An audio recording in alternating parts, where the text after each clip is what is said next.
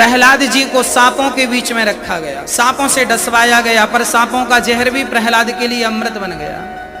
कयाधु से कहा अपने हिरण्यकश्यप ने, इसे जहर दे के मार डालो। कयाधु ने कहा मैं मां हूं और अपने बच्चे को जहर कैसे दे दूं?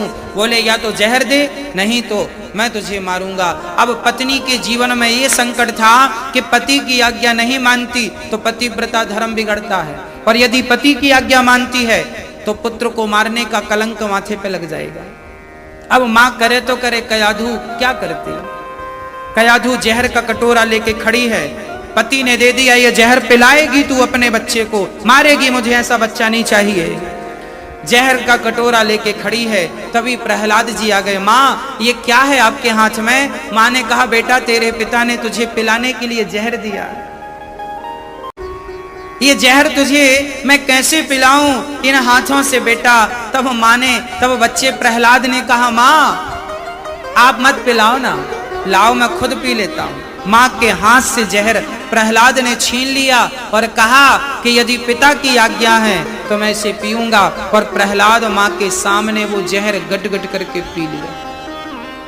मां कयाधु मूर्छित हो गई, मेरा बेटा मर गया, मेरा बेटा मर गया।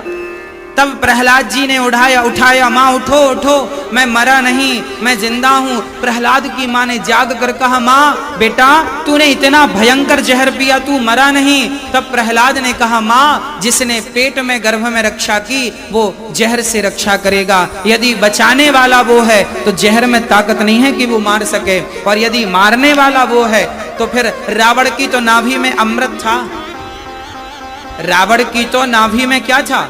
अमृत था। रावण मरता नहीं किसी से, रावण की नाभि में अमृत है, ये बात केवल विभीषण जानते थे, और विभीषण ने राम को बताया, और विभीषण ना बताते तो भी तो राम मरता, रावण मरता राम के हाथ से।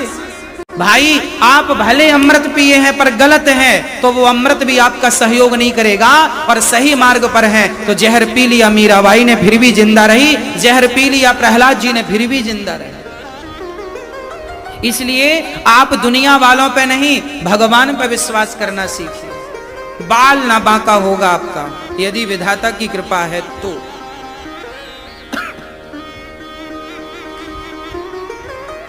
और जीवन में जब कुछ आपका बिगड़ने लग जाए तो समझ लेना कि किसी के कारण नहीं बिगड़ रहा है, बस कोई गलती हुई है, अब भगवान रूठ गए हैं आपसे।